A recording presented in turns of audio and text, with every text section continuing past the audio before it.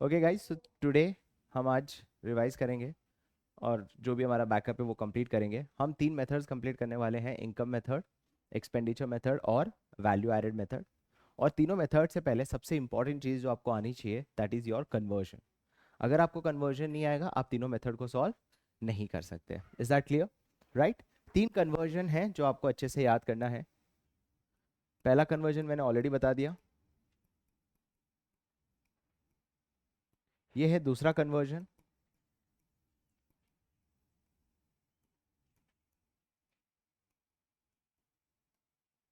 और ये है तीसरा conversion which is factor cost से market price and market price से अगेन फैक्टर कॉस्ट। 3 चीजें हैं जो आपको याद करनी है। सबसे पहली चीज जो है वो क्या है बताइए? ग्रॉस से नेट। अगर एसेट है तो एसेट का एक ग्रॉस वैल्यू होता है और एक एसेट का क्या वैल्यू होता है? Net value. तो अगर ग्रॉस से आपको नेट वैल्यू पे जाना है तो हम क्या करते हैं बताइए? माइनस करते हैं। और माइनस जो करते हैं उसे बोलते हैं डेप्रिसिएशन। क्या बोलते हैं उसको? डेप्रिसिएशन। क्यों? क्योंकि एसेट का एक ग्रॉस वैल्यू होता है, एसेट का एक नेट वैल्यू होता है। तो नेट वैल्यू मतलब उसमें से आपने क्या माइनस कर दिया? डेप्रिसिएशन। यही क्वेश्चन में अगर नेट दिया हो और आपको ग्रॉस में जाना है तो फिर से आप क्या प्लस करोगे? डेप्रिसिएशन। इसको याद करने का एक मैंने शॉर्टकट भी बताया तुम्हें। शॉर्टकट है कि ग्रॉस वैल्यू में कितने शब्द है? टोटल 5। नेट वैल्यू में कितने शब्द है बताइए? 3। तो 5 से 3 जाना है तो ऑब्वियसली आप माइनस करोगे, और फिर से 3 से 5 में जाना है तो ऑब्वियसली आप वापस प्लस करोगे डेप्रिसिएशन को। कोई डाउट है क्या यहाँ तक? सबको clear? Right, this was the first conversion, gross से नेट एंड नेट से gross. Is that clear guys? Okay. अगला कन्वर्जन जो है डोमेस्टिक इनकम से नेशनल इनकम, नेशनल इनकम से डोमेस्टिक इनकम। डोमेस्टिक इनकम मतलब क्या हुआ करता था? वो सारी फैक्टर इनकम जो कहाँ पे अर्न होनी चाहिए बताइए? हमारे डोमेस्टिक टेरिटरी पे। कमाने वाला कोई भी हो उससे फर्क नहीं पड़ता। और नेशनल इनकम क्या बोलता था? कि हम वो सारी फैक्टर इनकम लेंगे जो कमाएगा कौन बताइए? Normal resident. मतलब हमारे देश के लोग कमाने होनी चाहिए, फर्क नहीं पड़ता कमाने वाला कोई भी हो। Is that clear guys? तो domestic income focuses on a place, the place has to be domestic territory, and national income focuses on a person. person कौन है? Normal resident. अभी के लिए समझ लो नॉर्मल रेसिडेंट मतलब इंडियन सिटीजन। तो Indian citizen India में कमाए, इंडिया के बाहर कमाए, सारे इंडियन सिटीजन के टोटल इनकम को हम क्या बोलते हैं? National income. और इंडिया के अंदर जो भी पैसा कमाइए, इंडियन नहीं, इंडिया मतलब डोमेस्टिक टेरिटरी के अंदर जो लोग पैसा कमाए, हमारे देश के लोग, बाहर के लोग, वो सब कुछ हमारे कौन सी इनकम में आता है? डोमेस्टिक। Is that clear?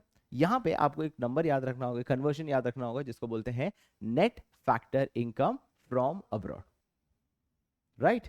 तो net factor income from abroad, हम डोमेस्टिक से नेशनल जाते हैं तो वापस net factor income from abroad. इसका मतलब क्या होता है? What you mean by net factor income from abroad? मैं समझा देता हूं। Net factor income from abroad is equals to factor income earn from abroad minus factor income earn by non resident to abroad. है ना? तो basically हम कर क्या रहे हैं? जब हम डोमेस्टिक से नेशनल जा रहे हैं, हम उन लोगों को ऐड कर रहे हैं जो हमारे देश के लोग हैं, जो पैसा कहाँ कमा रहे हैं बताइए? बाहर। देखो डोमेस्टिक में क्या होता है?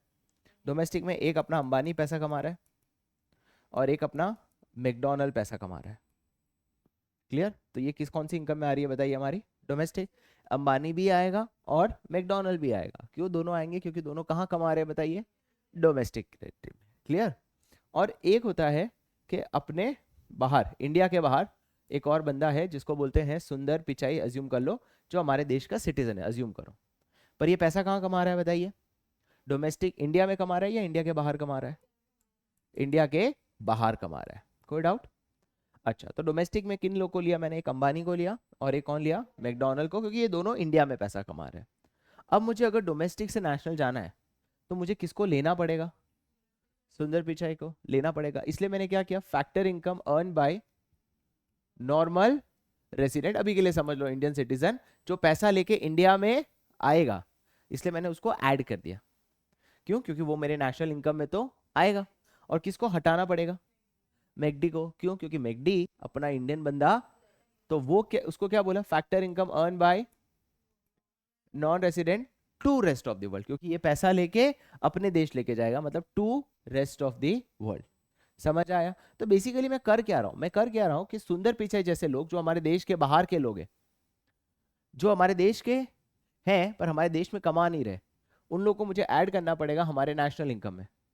और किन लोगों को हटाना पड़ेगा? वो लोग जो मैकडॉनल्ड वाले हैं, जो हमारे देश में कमा रहे हैं बट उसको हम नेशनल में नहीं लेते, हम उसको खाली सिर्फ किस में लेते हैं? डोमेस्टिक।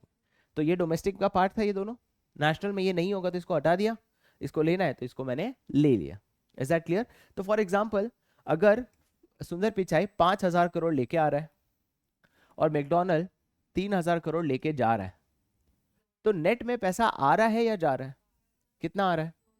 2,000। इसलिए इसको बोलते हैं net factor income from abroad, के नेट में फैक्टर इनकम आ रहा है। कितना आ रहा है? 2,000।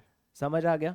तो बस इसी को हमने यहां लिया। तुम्हें खाली इतना याद रखना है कि डोमेस्टिक से नेशनल जाते हैं तो net factor income from abroad plus करते हैं, नेशनल से डोमेस्टिक जाते हैं तो net factor income from abroad minus करते हैं। कोई डाउट? अब इसको याद कैसे करेंगे? सिंपल है, डोमेस्टिक मतलब छोटा, नेशनल मतलब बड़ा। तो डोमेस्टिक से नेशनल जाओगे मतलब छोटे से, तो छोटे से बड़ा जाओगे तो आप क्या करोगे? प्लस। नेशनल से डोमेस्टिक मतलब बड़े से छोटा, और बड़े से छोटा जाओगे तो ऑब्वियसली क्या करोगे? माइनस। इसके पहले वाला कन्वर्जन था वो ये, ग्रॉस से नेट जाएंगे तो माइनस डेप्रिसिएशन, नेट से ग्रॉस जाएंगे तो प्लस डेप्रिसिएशन। कोई डाउट? अब तीसरा कन्वर्जन जो हम करने वाले हैं वो है फैक्टर कॉस्ट से मार्केट प्राइस, मार्केट प्राइस से फैक्टर कॉस्ट। फैक्टर कॉस्ट मतलब जिस प्राइस पे प्रोड्यूसर अपना प्रोडक्ट मार्केट में बेच रहा है उसे हम क्या बोलते हैं? फैक्टर कॉस्ट, है ना। फॉर एग्जांपल, ये एक रिमोट है, अब इसका प्राइस 100 रुपए, राइट। तो ये जो 100 रुपए हुए ये उसका क्या हो गया बताइए? Factor cost. क्या ये कस्टमर को 100 में मिलेगा? नहीं। कस्टमर पे क्या ऐड करते हैं ये लोग? टैक्स। समझो हम रिमोट नहीं लेके कार ले लेते हैं, इलेक्ट्रिक कार। तो इलेक्ट्रिक कार की शोरूम प्राइस जो थी वो थी 100 रुपए। क्लियर? अब इन्होंने क्या बोला कि नहीं सर, ये जो प्रोडक्ट है हमारा, इस पे आपको क्या देना पड़ेगा? जीएसटी। तो जीएसटी को हम कौन सा टैक्स बोलते हैं बताइए? Indirect tax. तो उसने बोला आपको इनडायरेक्ट टैक्स पे करना पड़ेगा 10 रुपए का। तो मार्केट में मुझे क्या भाव में पड़ेगी ये गाड़ी? 110 रुपए में, राइट। 110 रुपए में ये मुझे कार पड़ेगी। अब मैंने कहा सर मैं इलेक्ट्रिक कार ही खरीद रहा हूं, तो मुझे क्या मिलनी चाहिए उसके ऊपर? सब्सिडीज मिलनी चाहिए। तो सब्सिडीज मैंने मांगी तो उन्होंने दिया कि सर आपको सब्सिडीज मिलेगी 5 की।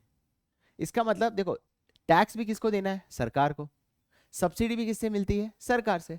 तो भाई नेट में सरकार को कितना पे करना है? खाली 5, है ना। सर इनडायरेक्ट टैक्स क्या होता है पता है ना? वो टैक्स जो आप डायरेक्टली पे नहीं करते हो सरकार को, वो आप एक शॉपकीपर को देते हो, फिर शॉपकीपर सरकार को देता है। इसका मतलब सरकार मुझसे इनडायरेक्टली कलेक्ट कर रहा है, जिसके एग्जांपल है जीएसटी, एक्साइज, कस्टम ड्यूटी, सब। सर दो ऐसे टैक्स है जो डायरेक्ट टैक्स है, जो इनडायरेक्ट टैक्स नहीं है। कौन सा है वो? इनकम टैक्स और कॉर्पोरेट टैक्स। इनकम टैक्स हम जैसे आम आदमी पे करते हैं सरकार को डायरेक्टली, और दूसरा कंपनी जो पे करती है उसे बोलते हैं कॉर्पोरेट टैक्स। बाकी सारे इनडायरेक्ट टैक्स है। उसमें से आप क्या माइनस करते हो बताइए? सब्सिडी। तो इसको मैं बोल सकता हूं नेट इनडायरेक्ट टैक्स। इसको हम क्या करेंगे बताइए? प्लस। तो इसे क्या निकल जाएगा बताइए? मार्केट का प्राइस। Is that clear? और मार्केट प्राइस से ये जाना हो तो माइनस क्या करेंगे? एनआईटी। क्लियर हुआ? अब इसको कैसे याद करते हैं? देखो बॉस, तुमने कभी सुना होगा FM plus radio. FM radio होता है ना, ऊपर क्या लिखा था? FM plus. तो इसका मतलब फैक्टर कॉस्ट से मार्केट प्राइस जाना है तो प्लस करना है, तो ऑटोमेटिकली मार्केट प्राइस से फैक्टर कॉस्ट जाओगे तो माइनस। याद हो जाएगा, राइट। कैसे? एफएम प्लस, एफएम तो रेडियो ना, एफएम रेडियो, वो हमेशा देखना ऊपर साइन प्लस की साइन आता है। तो क्लियर बोल तो रहा है, फैक्टर कॉस्ट से मार्केट प्राइस मतलब प्लस, तो मार्केट प्राइस से फैक्टर कॉस्ट तो minus. Is that clear guys? क्या ये अच्छे से क्लियर हुआ? अब इन तीनों को मर्ज करके कैसे हम कन्वर्जन करते हैं मैं वो बताता हूं। सपोज आपको क्वेश्चन में दिया हो जीडीपी एमपी से आपको जाना है एनएनपी एफसी। सर पहली बात तो मुझे यही नहीं पता जीडीपी एमपी क्या होता है, तो पहला शब्द होगा या तो ग्रॉस या तो नेट। इसको नेशनल मत ले लेना, इसको हमेशा क्या लोगे? नेट। तो पहला शब्द क्या होगा? ग्रॉस। यहां पे क्या होगा बताइए? नेट। डी मतलब डोमेस्टिक, तो N मतलब क्या हो जाएगा, नेशनल। अच्छा P हमेशा सेम ही रहेगा, product, product, market price, factor cost. तो क्लियर। चलिए बताइए, ग्रॉस से नेट मतलब 5 से 3 प्लस करेंगे या माइनस, क्या माइनस करेंगे, डेप्रीसिएशन। चलिए डोमेस्टिक से नेशनल मतलब छोटे से बड़ा या बड़े से छोटा, तो क्या करेंगे, प्लस, क्या प्लस करेंगे, net factor income from abroad. Market price से फैक्टर कॉस्ट, सोचो एफ एम है या एम एफ है, उल्टा है, तो उल्टा है तो क्या करेंगे, माइनस, क्या माइनस करेंगे, net indirect tax. Clear, easy. Okay, depreciation का दूसरा नाम भी है कंजम्पशन ऑफ फिक्स कैपिटल, क्योंकि फिक्स कैपिटल मतलब फिक्स एसेट्स, हर साल फिक्स एसेट्स को वो कंज्यूम करता रहता है, इसीलिए इसको और एक नाम क्या देते हैं, डेप्रिसिएशन को consumption of fix capital. Is that clear. Subsidies, custom duty, GST, excise duty, ये सारे इनडायरेक्ट टैक्स है।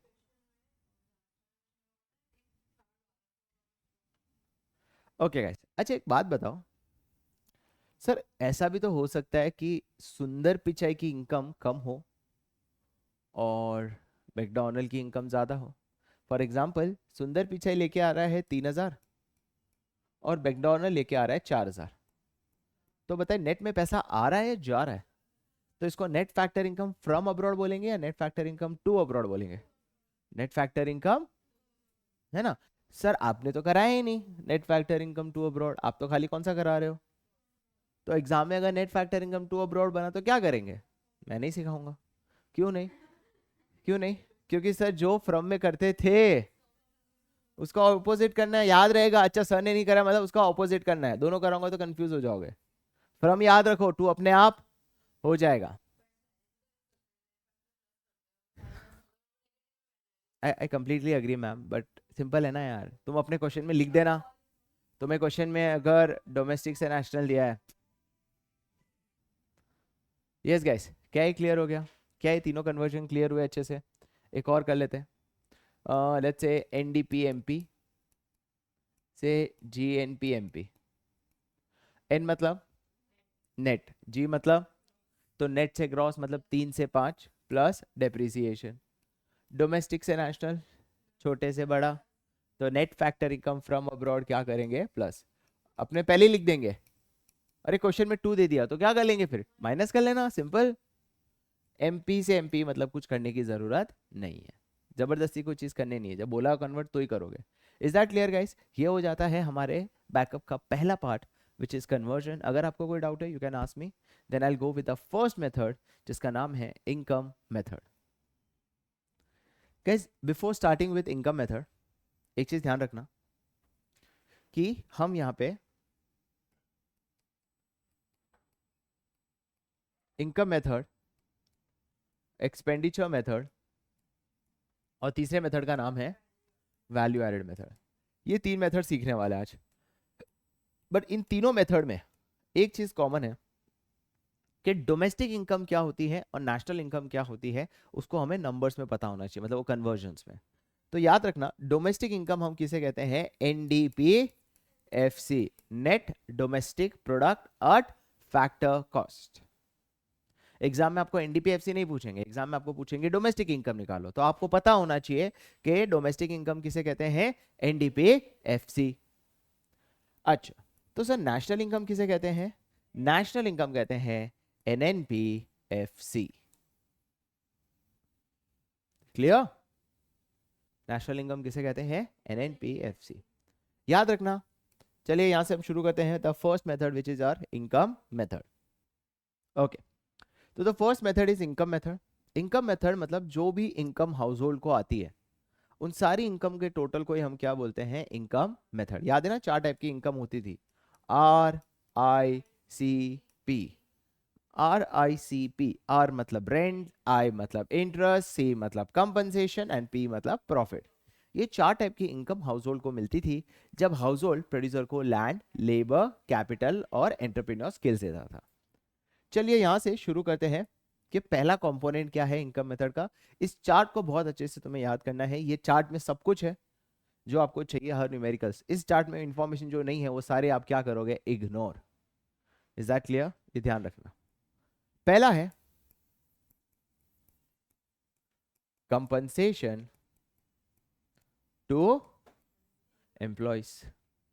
ठीक है, इसका मतलब जो भी एम्प्लॉय को एम्प्लॉयर देता है वो सब कुछ किसका पार्ट होता है बताइए, कंपनसेशन का, जिसके अंदर पहला आता है सैलरी, दूसरा आता है बोनस, तीसरा आता है वेजेस, चौथा आता है पर्क्स। पर्क्स क्या होता है?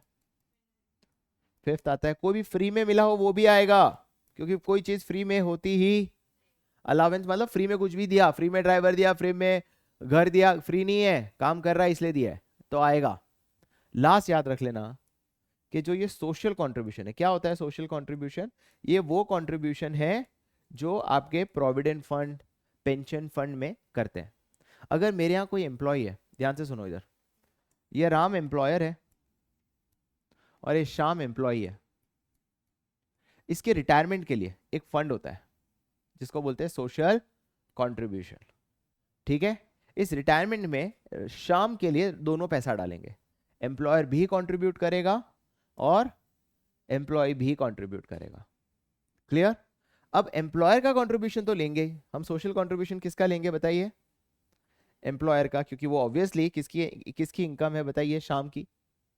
बट मैं एम्प्लॉय के कंट्रीब्यूशन को नहीं लूंगा।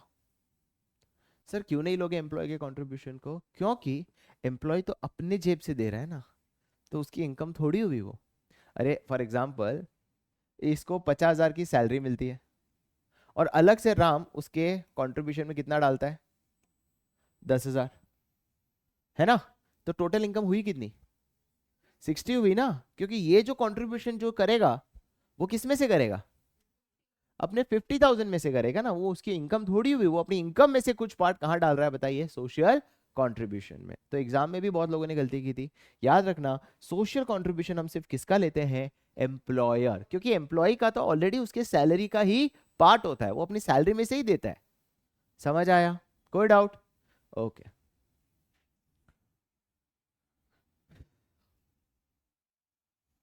चलिए अगला पार्ट करते हैं। अगला पार्ट क्या है बताइए, second part is operating surplus. अब ये ऑपरेटिंग सरप्लस क्या होता है? ऑपरेटिंग सरप्लस का मतलब ये होता है कि जो बचा हुआ, जो सैलरी के बाद जो बचता है उसे सरप्लस बोलते हैं, जो तीन पार्ट में बटता है, रेंट, या मैं इसको बोल सकता हूं रॉयल्टी। रेंट और रॉयल्टी क्यों सर? क्योंकि टेंजिबल पे रेंट मिलता है और इनटेंजिबल पे क्या मिलती है, रॉयल्टी। जैसे मैंने अपनी नॉलेज किसी को शेयर की तो मैं उसे क्या लूंगा बताइए, रॉयल्टी। दूसरा कंपोनेंट क्या है बताइए, इंटरेस्ट। और तीसरा कंपोनेंट जो है वो है प्रॉफिट। कोई डाउट? पक्का क्लियर? ग्रेट। अब कभी कभी क्वेश्चन में याद, इसको याद कैसे रखोगे, RIP, रेस्ट इन पीस, है ना? हाँ हाँ समझ गया। अब सवाल है सर कभी कभी प्रॉफिट भी तो नहीं दिया होता है क्वेश्चन में, तब जब प्रॉफिट नहीं दिया हो तो तीन चीजों को अगर आप ऐड करोगे तो आपका प्रॉफिट आ जाएगा। और वो कैसे निकालते हैं पहले मैं वो समझा देता हूँ। सपोज आपका प्रॉफिट है 1,00,000 रुपए, सबसे पहले आप सरकार को टैक्स पे करोगे जिसको बोलते हैं कॉर्पोरेट टैक्स। मैंने अभी बताया था कॉर्पोरेट टैक्स एक डायरेक्ट टैक्स है जो कंपनी पे करती है अपने प्रॉफिट में से सीधा सरकार को। लेट्स से आपने वो पे किया 20,000, तो कितना बचा, ये किसको मिलेगा, ओनर को। किसको मिलता है? पर क्या ओनर को सारा प्रॉफिट देते हैं या कुछ रिटेन भी करते हैं? तो जो देते हैं उसे डिविडेंड कहते हैं, जो नहीं देते उसे अनडिस्ट्रीब्यूटेड प्रॉफिट कहते हैं, है ना? तो 80,000 सारा तो नहीं दूंगा, लेट्स से मैंने डिविडेंड कितना दिया, 30,000 का, तो कितना बचा, ये अभी तक डिस्ट्रीब्यूट, उसे बोलते हैं अनडिस्ट्रीब्यूटेड प्रॉफिट। तो समझ आया? जो डिस्ट्रीब्यूट किया उसे क्या बोलते हैं, डिविडेंड। जो डिस्ट्रीब्यूट नहीं किया उसे क्या बोलते हैं, अनडिस्ट्रीब्यूटेड प्रॉफिट। कोई डाउट है? समझ आया? तो अगर क्वेश्चन में कॉर्पोरेट टैक्स, डिविडेंड और अनडिस्ट्रीब्यूटेड प्रॉफिट दिया हो तो इन तीनों का टोटल भी क्या होगा बताइए, 1,00,000। समझ आया? कोई डाउट? अच्छे से क्लियर? राइट क्या तीन चीजें ऐड करोगे? Corporate tax, dividend and undistributed profit. अच्छा एक ध्यान से सुना, कैन आई से प्रॉफिट में से टैक्स माइनस करोगे तो इसको बोलते हैं प्रॉफिट आफ्टर टैक्स। जब प्रॉफिट में से टैक्स माइनस करोगे तो इसे क्या बोलते हैं? प्रॉफिट। तो कभी कभी ये दोनों नहीं दिया होता है, इन दोनों को मिला के क्या दिया होगा बताइए? Profit after tax. समझ गए? है ना? तो फिर प्रॉफिट आफ्टर टैक्स और कॉर्पोरेट टैक्स ले लोगे तो फिर आपका क्या निकल जाएगा? प्रॉफिट। एक बात बताओ, अगर क्वेश्चन में प्रॉफिट ही दिया हो तो लेंगे क्या ये सब? ऑब्वियसली नहीं लेंगे, क्यों लेंगे फिर? है ना? अच्छा क्वेश्चन में ऑपरेटिंग सरप्लस ही दे दिया है तो क्या अंदर की चीजें लेंगे? ये इसीलिए ये चार्ट बना है, ताकि आपको चार्ट में से याद रहे कि जो हायरार्की की ऊपर की आइटम दे दी हो तो अंदर की चीजें लोगे नहीं। तीसरी आइटम मिक्स्ड इनकम। सर ये क्या चीज है मिक्स्ड इनकम? देखो मिक्स्ड इनकम कुछ नहीं है। मिक्स्ड इनकम कब होता है?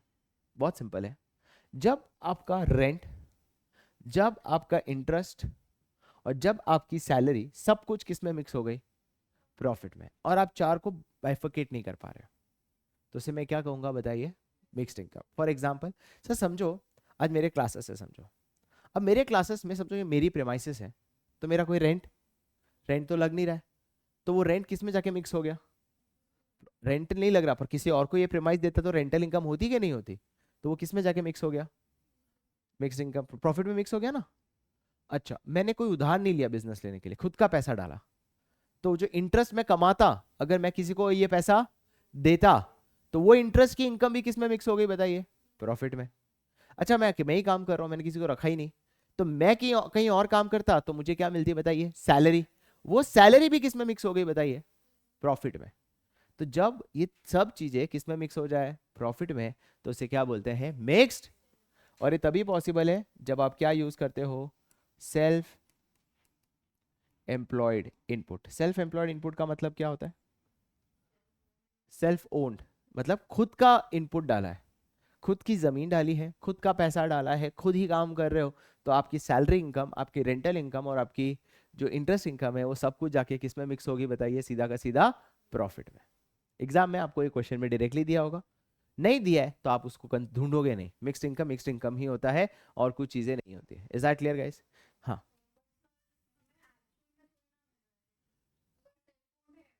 तो अरे सिंपल, एक्चुअल में नहीं मिल रहा, पर हम इकोनॉमिक्स में अपॉर्चुनिटी कॉस्ट गिनते हैं। है तो आपकी रेंटल इनकम ही ना। मैं एग्जांपल देता हूँ, सपोज कि दो पानीपुरी वाला है, एक पानीपुरी वाले का रेंट इंटरेस्ट सब लग रहा है, दूसरे का सब कुछ कहाँ मिक्स हो रहा है? प्रॉफिट में। तो इसका मतलब क्या पानीपुरी वाला ज्यादा कमा रहा है इसे? नहीं, इट जस्ट दैट उसकी ये सारी इनकम भी किस में मिक्स हो गई? प्रॉफिट में। समझ आया? Is that clear guys? अब अगर हम तीनों को ऐड करेंगे, कौन सी तीन चीजों को ऐड करोगे guys? Compensation, operating surplus and mixed income. इन तीनों को ऐड करने से जो आंसर आता है उसी को हम कहते हैं एनडीपी एफसी। क्या बोलते हैं? एनडीपी, जिसका दूसरा नाम जस्ट नाउ मैंने बताया था, डोमेस्टिक इनकम। ये है the complete chart of income method, इसके बाहर कोई आइटम नहीं है।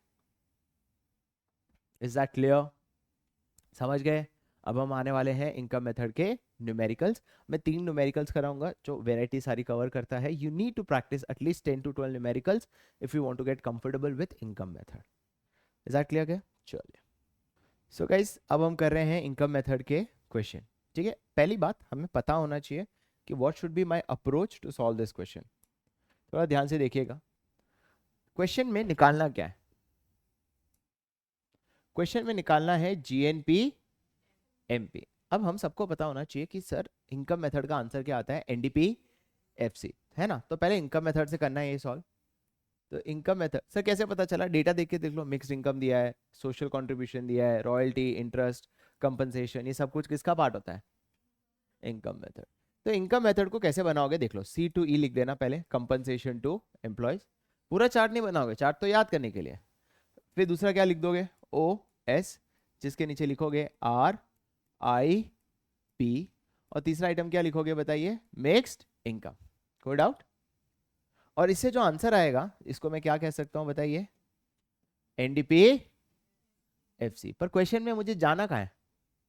GNP MP. तो जीएनपी एमपी तक जाना है तो मैं क्या यूज करूंगा गाइस? जो अभी जस्ट नाउ मैंने सिखाया था, तुम्हारा कन्वर्जन। तो नेट से ग्रॉस जाना हो तो क्या करेंगे बताओ, क्या प्लस करेंगे, डेप्रिसिएशन।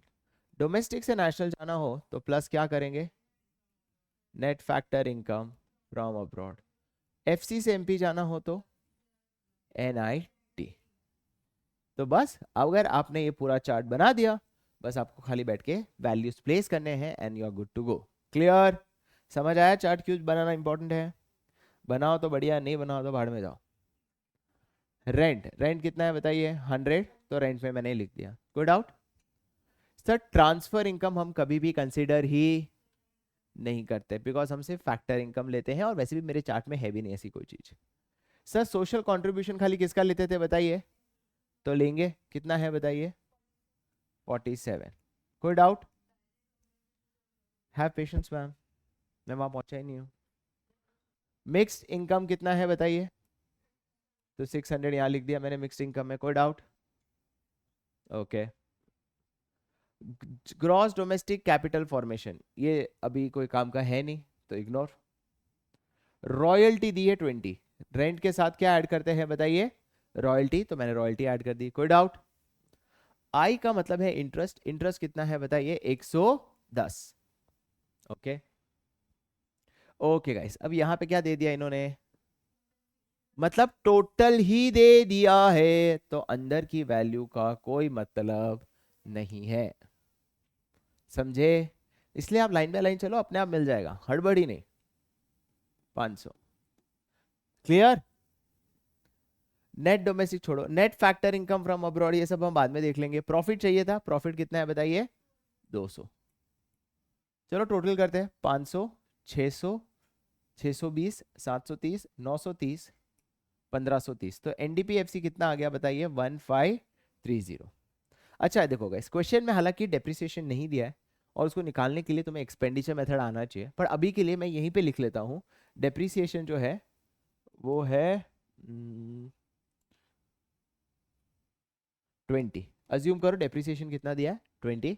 हालांकि डेप्रिसिएशन हम निकाल सकते हैं जिसको एक्सपेंडिचर मेथड आता हो, ग्रॉस डोमेस्टिक कैपिटल फॉर्मेशन और नेट डोमेस्टिक कैपिटल फॉर्मेशन का डिफरेंस होता है, ठीक है, बट कोई बात नहीं, तुम डायरेक्ट डेप्रिसिएशन ले लो 20। नेक्स्ट क्या चाहिए बताइए, नेट फैक्टर इनकम फ्रॉम, तो देखो दिया हुआ है net factor income from abroad, कितना दिया हुआ है बताइए, -10, और एनआईटी भी दिया हुआ है, कितना दिया हुआ है, 150। अब इन सबको ऐड करो, आपका आंसर आ जाएगा 1690। कितना आया, 1690, और इसी से हमने इनकम मेथड का पहला क्वेश्चन बड़े ही आसानी से कर लिया। कोई डाउट? क्लियर? सर क्या ये बनाना जरूरी है? अगर आप ये बनाओगे तो मैम को पता चलेगा आपने कैसे अप्रोच फॉलो किया है, फिर बाद में इन सब वैल्यूज को एक जगह एक साथ लिख लो और आंसर लिख दो, तुम्हें मार्क्स पूरे मिल जाते हैं। चार्ट नहीं बनाते तो फिर मैम के लिए भी मुश्किल होती है कि ढूंढना कि गलती कहाँ की तुमने। Is that clear guys? चलिए अगला सम करते हैं, और अगला सम है हमारा क्वेश्चन नंबर 2। क्वेश्चन नंबर 2 में भी क्या निकालना है guys, come on, national income मतलब क्या निकालना है, एनएनपी एफसी। तो चलिए एनएनपी एफसी निकालते हैं इसमें से। उसके लिए पहले आप क्या बनाओ, चार्ट। चार्ट का नाम क्या होगा, इनकम मेथड, C2, अब थोड़ा फास्ट लिखूंगा, OS को लिखूंगे RIP, और तीसरा क्या है, mixed income is equals to NDP FC, और कहाँ जाना है, एनएनपीएफसी।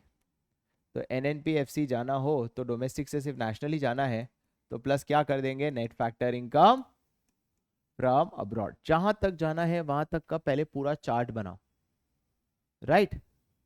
चलिए सबसे पहला आइटम क्या दिया मुझे बता सकते हो प्लीज, कितना दिया रेंट, तो 200 रेंट के नीचे लिख दिया। Next, net factor income to abroad दिया है। देखो सर आपने क्या कहा था, टू तो आपने सिखाया नहीं, अपने आप आ जाएगा। यहाँ पे क्या किया, एनडीपीएफसी से एनएनपी में, फ्रॉम में प्लस किया, तो टू में क्या करोगे, तो अपने आप हो जाएगा सर, -10। कोई डाउट? नेशनल डेट इंटरेस्ट ऐसा कुछ भी कराया मैंने, नहीं कराया ना, तो मत लो ना। हालांकि होता क्या मैं बता देता हूँ, सरकार जब इंटरेस्ट लेती है ना, लोन ली थी उस पर जो इंटरेस्ट पे करती है उसे हम कहते हैं नेशनल डेट इंटरेस्ट, हमें कोई मतलब नहीं है उससे। वेजेस एंड सैलरीज कितना दिया हुआ है? 700। अनडिस्ट्रीब्यूटेड प्रॉफिट दिया है, कॉर्पोरेट टैक्स दिया है, इसके लिए पहले चेक करो क्वेश्चन में प्रॉफिट दिया है। प्रॉफिट दिया होता तो ये सब लेता क्या? नहीं, पर नहीं दिया है तो फिर मैं प्रॉफिट के अंदर और 3 कॉलम बनाऊंगा, अनडिस्ट्रीब्यूटेड प्रॉफिट, डिविडेंड और कॉर्पोरेट टैक्स। तो अनडिस्ट्रीब्यूटेड प्रॉफिट कितना है गाइस देखो 20, कॉर्पोरेट टैक्स कितना है बताइए 30, और डिविडेंड ये रहा देखो 50। तो प्रॉफिट कितना आ गया बताइए 100। कोई डाउट? इंटरेस्ट कितना दिया हुआ है गाइस 150, ऑलमोस्ट हमें सब मिल चुका है। सोशल कंट्रीब्यूशन कितना है बताइए, एम्प्लॉयर का लेना चाहिए कि नहीं लेना चाहिए? लेना चाहिए। सोशल कंट्रीब्यूशन कितना है 100। Sir NDP accruing to government, ऐसी कोई चीज मैंने नहीं कराई। नेट करंट ट्रांसफर तो लेते ही नहीं है, और डिविडेंड हम ऑलरेडी ले चुके हैं। इस क्वेश्चन में मिक्स इनकम नहीं दिया तो क्या करें, ढूंढे? नहीं, मैंने कहा था दिया हो तो ही लोगे, नहीं दिया तो इग्नोर, नहीं दिया है तो 0। तो ये कितना हो गया टोटल 800, ये हो गया 200, 350, 450। तो ये कितना हो गया 12, उसमें से 10 माइनस किया तो 1240 तुम्हारा आंसर आ चुका है with respect to national income. कोई डाउट? नेक्स्ट मेथड पे चले।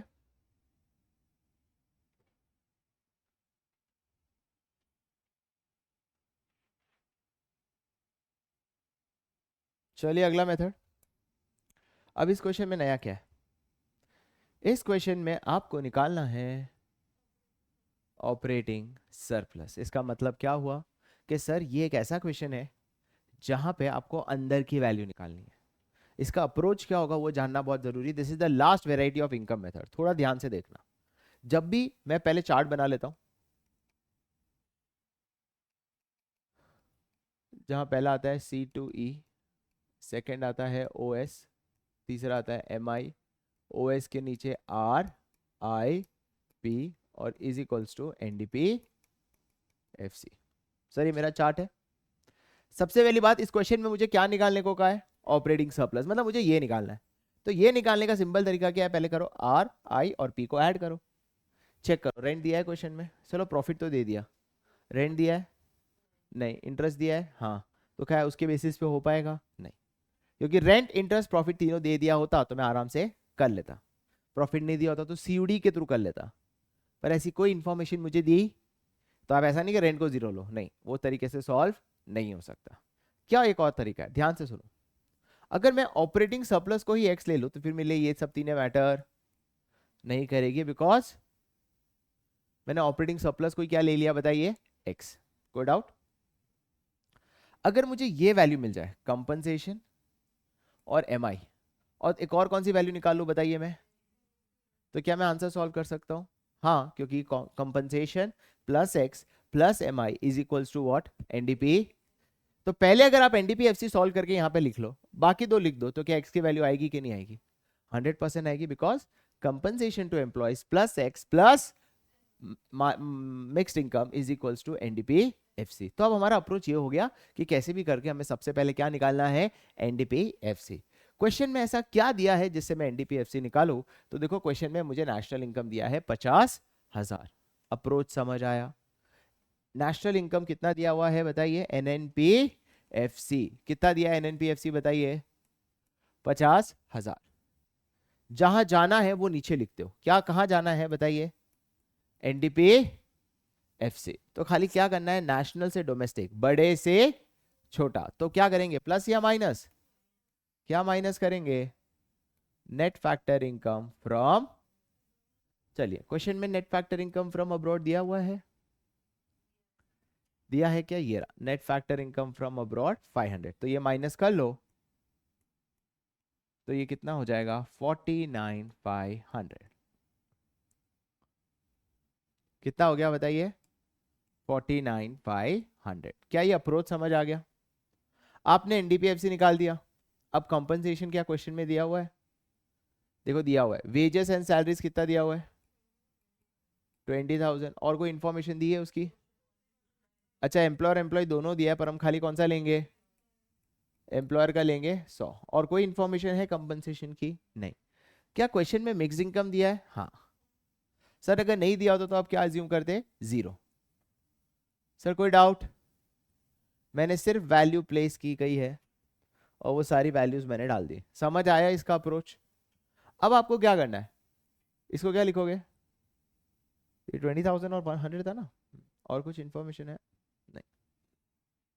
सो कैन आई से 20,000 प्लस 100 कितना हुआ? 20,100 प्लस 13,000 कितना हुआ? 33,100 plus x 33,100 plus x is equals to कितना? 49,500। तो इससे x की वैल्यू आ जाएगी, कितनी आ जाएगी बताइए? 16,400। सर समझ आया? समझ आया? राइट। ये एक ऐसा क्वेश्चन था जिसके अंदर अंदर की वैल्यू निकालनी है। यही दो वेराइटी है इनकम मेथड में। पहली वेराइटी क्या होगी? आपको डायरेक्टली क्वेश्चन निकालना है। दूसरा, जब आपको अंदर की वैल्यू निकालना है।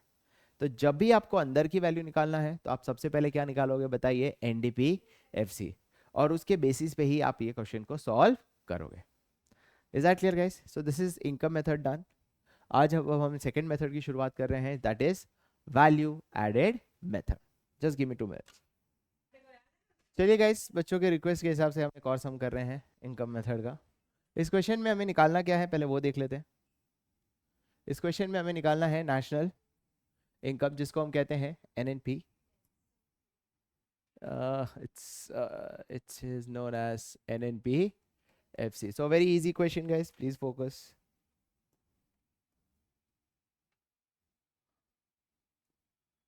अरे यार, चलिए गाइस शुरू करें। सिंपल है यार। सबसे पहली बात तो अपने इनकम मेथड पूरा सॉल्व कर लेते हैं। तो फॉर्मेट बना लेते हैं, C2E, थोड़ा कलर चेंज करना पड़ेगा, OS और MI। OS के अंदर RIP, इससे आंसर क्या आ जाएगा? NDP। बहुत सिंपल था यार। वेजेस एंड सैलरी से किसका पार्ट होगा बताइए? C2E 600। नेट करंट ट्रांसफर जैसी कोई चीज़ लेनी नहीं है। रेंट कितना लूंगा बताइए? 200। ट्रांसफर पेमेंट लेना नहीं है। इंटरेस्ट कितना लूंगा बताइए? 300। सोशल कंट्रीब्यूशन एम्प्लॉयर का 100% लेते हैं। कंपनसेशन टू एम्प्लॉयज का पार्ट होता है। Net factor income paid to abroad. अच्छा, एनडीपीएफसी से अगर एनएनपीएफसी जाना है तो डोमेस्टिक से नेशनल जाना है तो प्लस करते थे नेट फैक्टर इनकम फ्रॉम, पर यहाँ पे 2 दिया है तो क्या करेंगे? तो कितना है इधर वैल्यू? 50, तो उसको मैं क्या लिखूंगा? -50। सोशल कंट्रीब्यूशन एम्प्लॉय का नहीं लेंगे। अच्छा, undistributed profit, dividend and corporate tax, ये 3 दिया, इन तीनों का ऐड करके प्रॉफिट ले लूं तो प्रॉफिट कितना हो जाएगा? 300। अब बच्चे क्या है, थोड़ा ज़्यादा स्मार्ट है।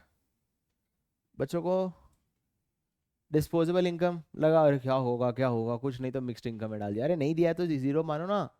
डिस्पोजेबल इनकम का काम किया इधर 0। 600, 800, 1500 आया। 1500 में से 50 माइनस किया तो 1450। That should be your answer. I think यहाँ पे सबका बढ़िया। 3 to 4 बैच का हो गया ना? 6 to 7 बाकी है ना? लेट देते हो तो फिर लेट आएगा ना। ओके गाइस, चलिए गाइस, अगला जो मेथड है, इस मेथड का नाम है वैल्यू एडेड मेथड। मतलब हर स्टेज पे आपको क्या ऐड करना पड़ता है? वैल्यू।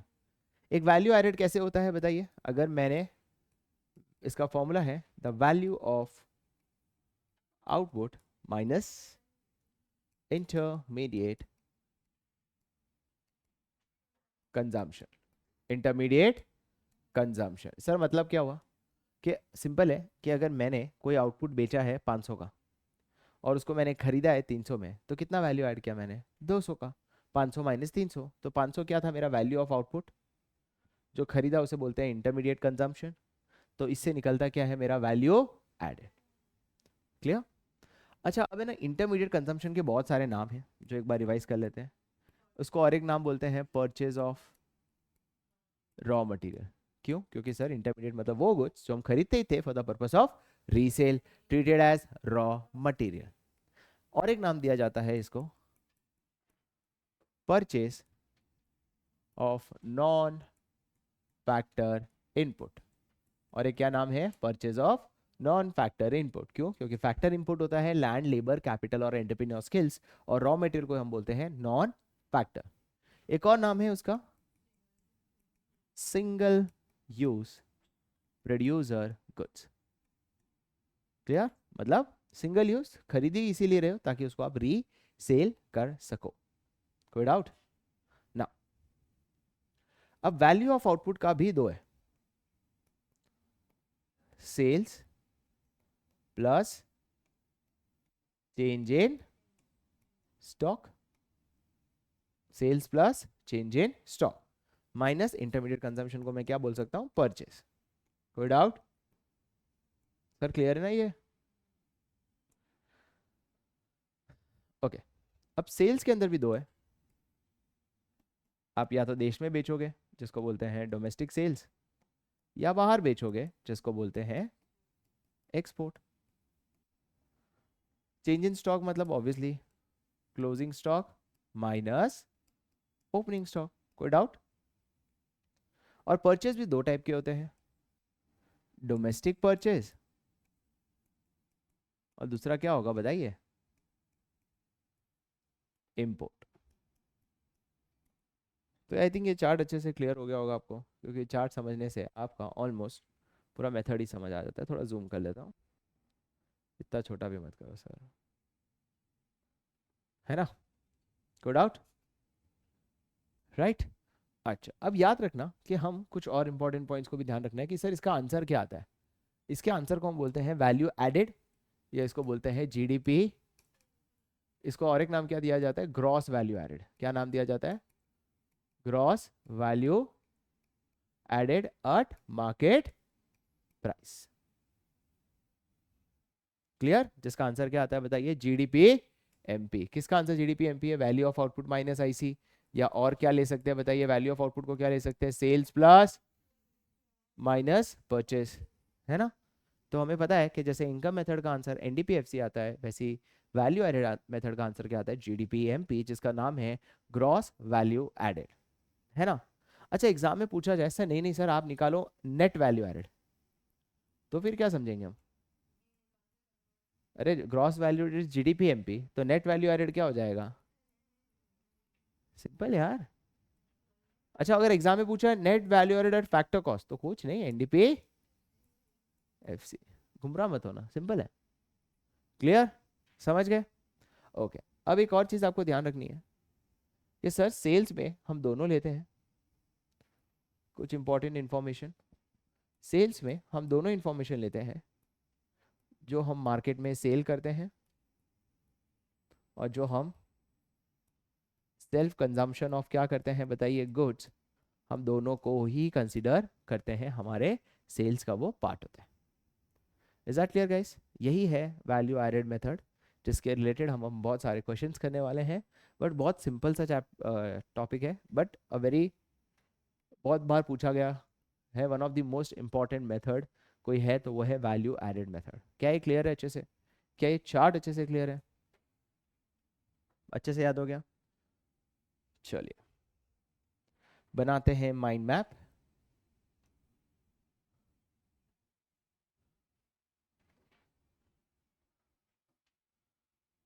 शुरू करते हैं value added method.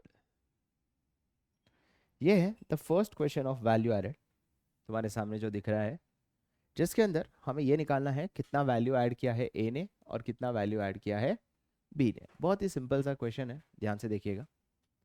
Value added by A and value added by B.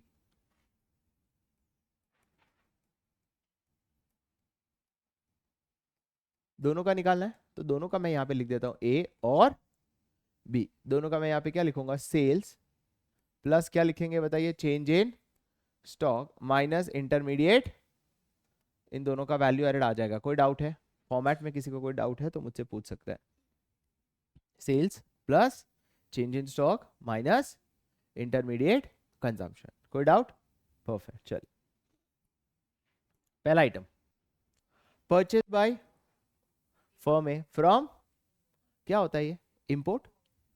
तो ए का इंपोर्ट हुआ, कितना है इंपोर्ट, एक सेकेंड ना, ए का इंपोर्ट कितना है 60, तो मैंने माइनस में लिख दिया इसलिए मैं पहले ही ब्रैकेट कर लेता हूँ वरना मेरी गलती हो जाएगी। सेल्स बाय फर्म बी, अब ये बहुत इंपॉर्टेंट है। सेल्स बाय फर्म बी को मैं क्या समझू, फर्म बी का डोमेस्टिक सेल्स, फर्म बी का एक्सपोर्ट, या फर्म बी का total sales? Total sales obviously. तो टोटल सेल्स कितना है 180, जैसे ही उसका टोटल सेल्स लिख आ गया ना, बॉक्स कर देना। क्यों कर देना अभी बता दूंगा। बॉक्स करना मतलब वो वैल्यू फ्रीज हो चुकी है, अब वो चेंज होने वाला। Next, purchase by firm from firm, तो ए का अगर परचेज है तो बी का क्या है सेल्स। तो मैं ए के परचेज में लिख देता हूं कि मैंने बी से परचेज किया, कितने वैल्यू का परचेज किया बताइए 100। तो सर बी के सेल्स में भी तो लिखना चाहिए, पर क्या लिखूंगा, क्योंकि उसकी वैल्यू फ्रीज हो चुकी है, इसलिए बॉक्स काम आता है, वरना हम गलती कर ही लेंगे। है कोई डाउट? अच्छा वैल्यू फ्रीज नहीं होती तो मैं 100% लिखता, कोई डाउट? नहीं ऐसे ही दिया होगा, क्योंकि सेल्स दिया हुआ है, सेल्स दे दिया मतलब टोटल सेल्स, ऐसा लिखा होता ऑब्वियसली। दिया बहुत सारे क्वेश्चन है अभी, टेंशन मत। एक्सपोर्ट्स बाय फर्म है, तो ए का एक्सपोर्ट्स कितना है बताइए 60 ना, तो इसका वैल्यू अभी तक फ्रीज हो चुका है क्या? नहीं हुआ है, समझ आ गया? क्योंकि इसका और एक इन्फॉर्मेशन क्या चाहिए, डोमेस्टिक सेल्स। ये रहा डोमेस्टिक सेल्स बाय फर्म है, कितना है 2। तो क्या अब मेरी वैल्यू फ्रीज हो चुकी है, क्योंकि डोमेस्टिक सेल्स और एक्सपोर्ट मिला के ही हमारा टोटल सेल्स होता है। समझ आया, सिंपल। अच्छा, जनरली चेंज इन स्टॉक क्या होता है, closing stock plus opening stock minus. Change in stock का मतलब भी वही होता है कि हम क्लोजिंग स्टॉक को प्लस करेंगे और ओपनिंग स्टॉक को माइनस। अब यहाँ पे दिया है excess of opening stock over closing, तो इसका मतलब नेट में ये समझो ओपनिंग ज्यादा है या क्लोजिंग ज्यादा है। और ओपनिंग हम क्या करते हैं, ओपनिंग माइनस करते हैं, क्लोजिंग प्लस करते हैं। गाइस क्या कर रहे हो, चेंज इन स्टॉक का मतलब ही क्या है कि इस साल स्टॉक में कितना चेंज आया, तो क्लोजिंग माइनस ओपनिंग होता है, इट इज ऑब्वियस। तो ओपनिंग है नेट में ज्यादा, तो ये चीज क्या हो जाएगी बताइए, चेंज इन स्टॉक -20। कोई डाउट? यहाँ पे एक्सेस क्या लिखा हुआ है, तो इसमें ज्यादा कौन है, तो इसका मतलब नेट में क्लोजिंग ज्यादा है ना, तो वो अमाउंट क्या कर देंगे बताइए इधर plus. Purchase by firm B from firm 100, तो बी के परचेज में मैं लिख देता हूँ कि मैंने ए से 100 का खरीदा। क्या इसमें लिख पाऊंगा? जी नहीं, क्योंकि उसकी वैल्यू ऑलरेडी क्या हो चुकी है, and that's it, your value added method is done इस क्वेश्चन का। 280 160 उसमें 20, इसमें से कितना माइनस करना है 180, तो कितना बचता है 100, ये बचता है 110। तो टोटल वैल्यू एडेड कितना हो गया बताइए 210, जिसको हम दूसरा नाम क्या बोलते हैं, जीडीपी एमपी। क्या बोलते हैं, जीडीपी एमपी। कोई डाउट? सबको क्लियर? ग्रेट। ये तुम कर लेना प्रैक्टिस, सेम सेम टाइप का क्वेश्चन है, मैं दूसरी वेराइटी करा रहा हूँ। चलिए गाइस अगले क्वेश्चन पे आते हैं, और अगले क्वेश्चन में हमें क्या निकालना है बताइए, इंटरमीडिएट कंजम्पशन। याद है मैंने कहा था कि अगर अंदर की वैल्यू निकालनी हो तो पहले बाहर की वैल्यू निकालना पड़ता है। जैसे इधर इंटरमीडिएट कंजम्पशन निकालना है, मतलब फॉर्मूला क्या है, GDP MP is equals to sales plus change in stock minus intermediate consumption. कोई डाउट? क्या निकालना है इंटरमीडिएट कंजम्पशन, तो उसको मैं क्या लूंगा बताइए, तो पहले क्या निकालना पड़ेगा, ये जस्ट नाउ हमने इनकम मेथड में सीखा था कि पहले अगर अंदर की वैल्यू निकालनी हो तो पहले आपको जीडीपी एमपी के बिना उसको सॉल्व। कोई डाउट? क्वेश्चन में ऐसा क्या दिया है जिससे मैं जीडीपी एमपी निकालूं, तो मुझे ये दिया है net value added at factor, जिसको क्या कहते हैं एनडीपी एफसी। तो एनडीपी एफसी कितना दिया हुआ है 300, और इसे कहाँ जाएंगे हम लोग, तो इसे हम क्या करना चाहते हैं, plus depreciation plus NIT, plus depreciation and plus NIT. तो डेप्रिसिएशन कितना दिया हुआ है बताइए 30। इनडायरेक्ट टैक्स दिया है, हमें इनडायरेक्ट टैक्स चाहिए या नेट इनडायरेक्ट टैक्स चाहिए, तो इनडायरेक्ट टैक्स में से क्या माइनस करना पड़ेगा, दिया हुआ है सब्सिडी, तो जीरो लेंगे और क्या करेंगे। तो नेट इनडायरेक्ट टैक्स भी कितना हो गया बताइए 20। तो जीडीपी एमपी कितना हो गया गाइस, कम ऑन 350। कोई डाउट? अच्छा सेल्स कितना दिया हुआ है गाइस 600, चेंज इन स्टॉक दिया हुआ है, ये रहा, कितना दिया हुआ है, +50 या -50, तो गलती मत करना, -50 है वो, -x, तो x की वैल्यू आ गई 200। सर समझ आया, कोई डाउट, अच्छे से क्लियर गाइस, ग्रेट। आगे कहते हैं नेक्स्ट सम पे। इस क्वेश्चन में हमें क्या निकालना है गाइस, एनडीपीएफसी। तो पहले फॉर्मेट लिख लेते हैं, जीडीपीएमपी इज इक्वल्स टू, क्या लिखेंगे, सेल्स प्लस माइनस आईसी, और फिर जीडीपीएमपी से कहाँ जाना है, तो minus depreciation minus NIT. Format पहले रेडी, फिर क्या है, मुझे ढूंढने में तकलीफ नहीं होगी, क्लियर। पहला आइटम क्या दिया है सर, ये क्या है, durable use, producer goods with a life span of 10 years, 10। Sir durable goods को बोलते हैं फिक्स एसेट्स, क्योंकि प्रोड्यूसर यूज करने के लिए खरीद रहा है, वेरी गुड, राइट। तो ये बेसिकली फिक्स एसेट्स का वैल्यू दिया है, कितना है फिक्स एसेट्स का वैल्यू, 10, और लाइफ स्पैन कितना है, 10। चलो मुझे नहीं समझ आया, कोई बात नहीं, जो हमें समझ आया वो डाल देते, जब पता अपने आप चल जाएगा क्या है काम का। सिंगल यूज प्रोड्यूसर गुड्स क्या बोलते थे, इंटरमीडिएट कॉस्ट, अभी जस्ट मैंने बताया था, कितना दिया हुआ है single use producer goods, 5। Sales कितना है, तो ले लूं यहाँ पे 20, इसको क्या बोलते हैं, अनसोल्ड आउटपुट, क्लोजिंग स्टॉक कितना हुआ वो 2, तो ये कितना हो जाएगा 17, तो ये 17 मिल गया। अब एनआईटी में टैक्सेस दिया है, सब्सिडीज नहीं दिया है, तो एनआईटी वही हो जाएगा जो टैक्स है, कितना हुआ वो बताइए, 1। अब डेप्रिसिएशन चाहिए जो मिला नहीं, और एक ही ऐसी इंफॉर्मेशन है जो मेरे काम की है। अब बच्चे गधों की तरह 10 ले लेंगे, सर वो ड्यूरेबल यूज प्रोड्यूसर गुड्स है, मतलब एक प्रोड्यूसर गुड्स जो यूज करता है उसे कैपिटल गुड्स कहते थे, जिसकी वजह से क्या होता है, डेप्रिसिएशन। और कैसे मिलेगा, 10 साल तक चलेगा, तो हर साल का डेप्रिसिएशन कितना हो जाएगा, 1। तो this is the best part of this question of calculating depreciation.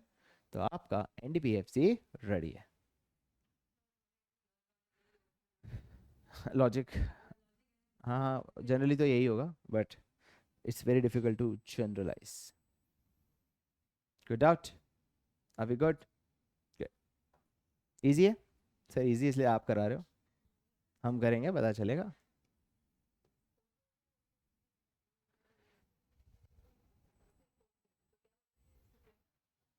चलिए ये वाला क्वेश्चन जो मैंने अभी एग्जाम में पूछा था, आई थिंक,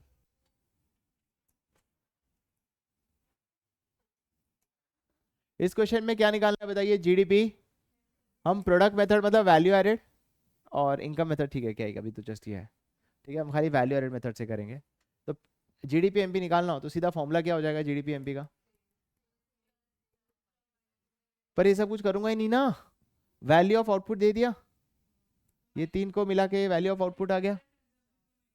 अरे वो मतलब sales plus change in stock दोनों आ गया ना, तो क्या चेंज इन स्टॉक लोगे, नहीं, और उसमें से सीधा क्या माइनस करोगे, इंटरमीडिएट कंजम्पशन, तो ये 4200 हो गया, और इंटरमीडिएट कंजम्पशन कितना हो गया बताइए, 2400, बोलो 1800। जीडीपी एमपी निकालना है, वो अलग क्वेश्चन था। इज दैट क्लियर गाइस, अब आ जाते हैं थोड़ा टफ पार्ट वाले क्वेश्चंस पे, ये तो बहुत इजी इजी थे, राइट। तो अगला जो ये क्वेश्चन है, इस क्वेश्चन में नया क्या है कि देखो एक हाइपोथेटिकल इकोनॉमी है, देयर आर 2 ए और बी है, with equal gross value added. Equal gross value added का मतलब ये है कि दोनों का जो जीडीपी एमपी है वो ए का और बी का एग्जैक्टली सेम है, यही कहा इन्होंने, ये इस बार का बोर्ड एग्जाम का क्वेश्चन है। On the basis of following calculate the domestic sales of A, तो ए का क्या निकालना है बताइए, डोमेस्टिक सेल्स। तो मैं कहना इसे ए का GDP MP is equals to, क्या लिखूंगा बताइए, डोमेस्टिक सेल्स प्लस एक्सपोर्ट, ये इससे क्या निकल जाएगा मेरा सेल्स, कोई डाउट, प्लस क्या लिखूंगा, change in minus intermediate consumption, ये निकालना है, तो इसको मैं क्या लूंगा बताइए, एक्स, इसमें कोई डाउट नहीं है। और एक्स की वैल्यू सॉल्व करनी हो तो पहले क्या निकालना पड़ेगा, जीडीपी एमपी। अच्छा क्वेश्चन में ऐसा कुछ भी दिया है जिससे जीडीपी एमपी निकाल सकते हो, कहाँ दिया है, नहीं दिया है, तो कैसे निकालेंगे फिर GDP MP, very good sir, याद है यहाँ लिखा है जीडीपी एमपी ए और बी दोनों का सेम है, तो बी का जीडीपी एमपी निकाल दो तो वही ए का जीडीपी एमपी हो जाएगा, तो that is a different part. समझ आया? अब ये तो ये क्वेश्चन तो हमने पहले कभी किया ही नहीं है, ये तो ठीक है इस बार बोर्ड एग्जाम में था इसलिए हमने अभी कर रहे हैं। तो इतना आपको अप्रोच पता होना चाहिए कि जीडीपी एमपी कैसे निकालो, क्वेश्चन में कुछ तो दिया होगा जिससे मुझे क्या निकालना पड़ेगा, जीडीपी एमपी, वहां दिमाग लगाना है। यहाँ पे किस तरह का दिया, ए का दिया है तो बी का भी, सॉरी बी का निकालोगे तो ए का भी निकल जाएगा। Is that clear? वरना अभी तक कोई भी क्वेश्चन में क्या दिया होता था, एनडीपीएफसी एनएनपीएफसी, उसको हम कन्वर्ट करते थे। चलिए देखते हैं। तो बी का जीडीपी एमपी कैसे निकालेंगे? बी का देखो तुम्हें वैल्यू ऑफ आउटपुट दिया है 1000, तो वैल्यू ऑफ आउटपुट दिया तो क्या चेंज इन स्टॉक लोगे बी का? नहीं, क्योंकि वैल्यू ऑफ आउटपुट ही दे दिया। माइनस क्या करेंगे, परचेज बाय, अच्छा परचेज बाय ए तो नहीं लेंगे, purchase by firm from firm A, कितना 250, कोई doubt?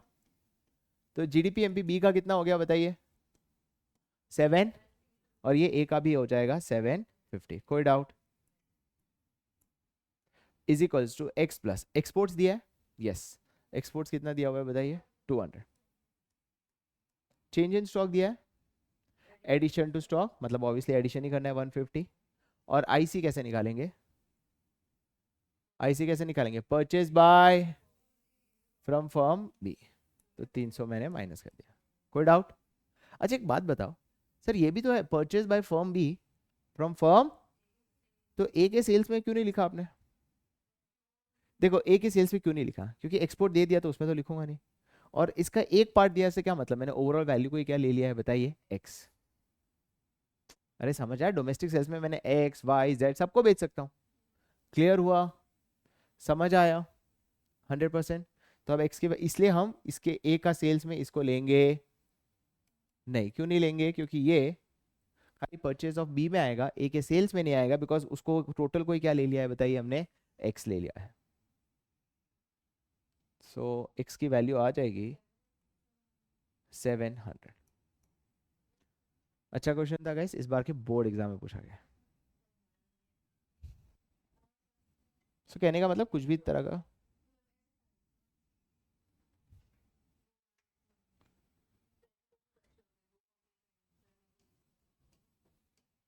The last question guys, thank you so much.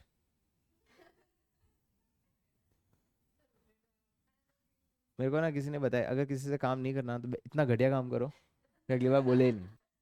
आज समझ गया,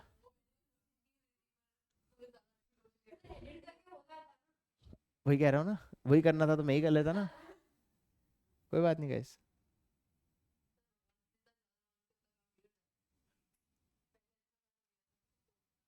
सही में। चलिए आखिरी क्वेश्चन,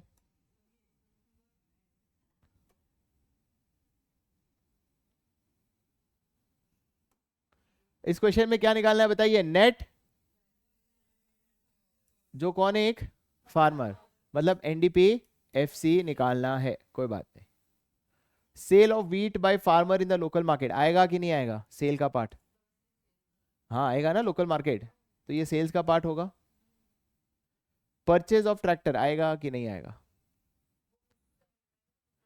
क्या इंटरमीडिएट कंजम्पशन में आएगा? नहीं आएगा सर, ये कैपिटल गुड्स है, ये इंटरमीडिएट गुड्स, क्योंकि आपको समझना है, क्योंकि जब स्पेसिफिकली वो बता रहे हैं फार्मर, तो आपको सोचना पड़ेगा फार्मर के एंगल से, फार्मर क्या परचेज करा, अभी तक कोई स्पेसिफिक प्रोफेशन नहीं दिया था, प्रोफेशन दिया है सर, ट्रैक्टर वो बेच नहीं रहा है, ट्रैक्टर को ऐसे यूज कर रहा है कैपिटल गुड्स, और कैपिटल गुड्स को हम कौन से गुड्स को लेते हैं, इंटरमीडिएट। तो बताइए पहली बात, हम लेते हैं sales plus change in stock minus intermediate cost, तो सेल्स का पहला पार्ट निकल गया जो उसने लोकल मार्केट में बेचा, कितना, 7,800। Procurement of, guys so sorry, हो जाती गलती, procurement of wheat by the government from the farmer, अरे सिंपल है ना, गवर्नमेंट ने प्रोक्योर किया तो फार्मर का सेल हुआ ना, और हम फार्मर का ही निकाल रहे, ध्यान रखना, तो कितना हुआ बताइए, 200। Consumption of wheat by the farming family क्या लेंगे, हाँ सेल्फ कंजम्पशन भी लेते हैं, कितना है सेल्फ कंजम्पशन, 50। Guys clear? तो ये तीनों आइटम सेल्स का पार्ट है, ये भी सेल्स का पार्ट है, ये भी सेल्स का पार्ट है, और ये भी सेल्स का पार्ट है। कोई doubt? Expenditure on maintenance of existing capital stock, क्या कहते हैं इसको, क्या है सर? कैपिटल स्टॉक मतलब होता है फिक्स एसेट्स, उसके ऊपर मेंटेनेंस। चलो ठीक है, नहीं है तो इग्नोर करो, बाद में देखेंगे कभी कुछ काम आए तो। सब्सिडी दिया है, अच्छा चेंज इन स्टॉक नहीं दिया तो क्या लोगे? परचेज कुछ होता ही नहीं है वैसे भी फार्मर्स का। तो कितना हो गया बताइए? 7050। क्या हो गया? जीडीपी एमपी चाहिए, क्या है? एनडीपीएफसी। तो जीडीपी एमपी हमारा आ गया 7050, हमें चाहिए एनडीपीएफसी, तो minus dep and minus NIT. Sir dep दिया है क्या? वो ढूंढना है। क्या यहाँ से मिल सकता है? फिक्स एसेट्स, उसका मेंटेनेंस, वो हो गया depreciation. Thank you. Okay guys, अब ध्यान रखो, एनआईटी चाहिए, एनआईटी में खाली क्या दिया है बताइए? तो एनआईटी +20 है या -20 है? -20 ना, क्योंकि एनआईटी का मतलब क्या होता है? Indirect tax minus subsidy. Indirect tax को 0 ले लो, सब्सिडी को कितना ले लो, तो एनआईटी कितना हो गया? और माइनस ऑफ -20 क्या हो जाएगा?